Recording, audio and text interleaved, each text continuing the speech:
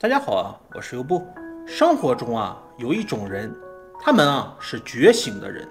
这种人呢，永远活在当下，他不会因为过去而懊恼，也不会因为未来而忧虑。在生命的每一个时刻里他都能成为自己命运的主人，也能用自己的智慧去帮助其他人。他会温柔地对待痛苦和烦恼，但痛苦和烦恼却并不经常地出现在他的生命中。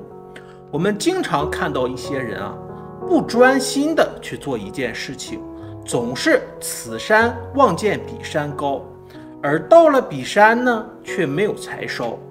在耗费精力之后却还总是说命运对自己不公平，那么到头来没有任何的回报。其实他们真正应该问心自问的是他们自己。要知道，生活里的苦只有通过自己的觉悟和行动才能得到解决。与其抱怨痛苦还不如先来挖出痛苦的根源。当我们找到了痛苦的根源，找到了对治的方法，那么我们不仅仅能够解除自己的苦，同时还能帮助他人。这样去想，还真是每一个生命都有它独特的意义。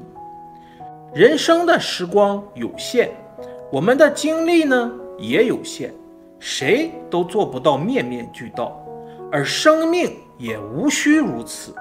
只要我们对自己选择的事情有明确的目标，知道意义所在，尽量去做就可以了。那些妄想把什么事情都做好的人，不过是贪心太重，外加那么一些的自以为是。他们只是贪多，却未必真的能把每一件事情都做好。有一个小故事说的是有一条小鱼，它想去浩瀚的大海之中。它游着游着，它遇到了一条大鱼。于是呢，它就向大鱼打听，去大海该朝哪个方向游呢？大鱼非常惊讶地说，你不是一直生活在大海之中吗？小鱼觉得很委屈，他说他从来都没有感受过大海。于是大鱼带着不可思议的表情游走了，只剩下小鱼还愣在原地。其实我们和这个小鱼就已经很相似了。我们明明都在生活之中，却还总是想着在生活之外另外去寻找人生。可生活就在我们的眼前，我们却总是将它荒废掉。人总是这个样子，对身边真正有意义的事物总是采取忽视的态度，甚至到失去的时候都不觉得悔恨。一个人如果他什么都想要，那么最终他必然什么都得不到。如果他什么都想做好，那么到最后他必定会什么都做不好。而那些把心专注于一件事情上的人，看起来他们在有限的人生里只做了很少的事情，但至少每一件事情他们都做得很出色。那么到底是谁的人生更有意义呢？其实明眼人一看便知。我们大部分人都知道我们要学会自我肯定，但同时呢，我们也要学会自我消融。我们生活在各种人际关系中，于是呢，免不了会站在自己的立场上，用自己的价值观来评价他人的言行和思想，用自己的想法对他人进行揣测。于是我们和他人之间的误会摩擦便在所难免。人如果太强调自我感受的时候，就会犯下这样的错误。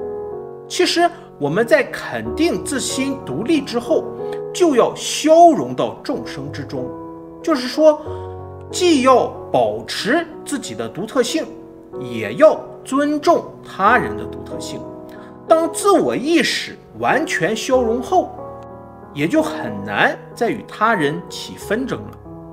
曾经有一个脾气非常暴躁、贪求很多的人去求禅师收他为徒。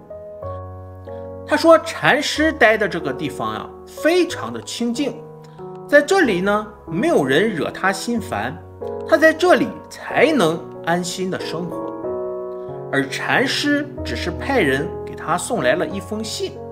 禅师说，如果你随时随地让你的内心清静，那么又何必住到深山之中呢？如果你时刻都能够心生欢喜，又怎么会有人惹你心烦呢？所以不要把清净喜乐的因由推给外界，因为他人无权对你的生命有所承担。不论你是在工作还是在家庭，真正能左右自己内心感受的只有你一个人而已。历辈先贤所流传下来的道理方法，只是帮助我们消除心头妄想的方法，而具体该如何去实施，收效又会如何呢？还是要看我们自己如何去做。这就好比我们身心病痛，医生呢给拿来了药，但如果我们不去服用，那么身心上的病痛还是不会消失。这之前有人说他天天都在听禅师的讲座，可心里呢依旧会烦恼很多。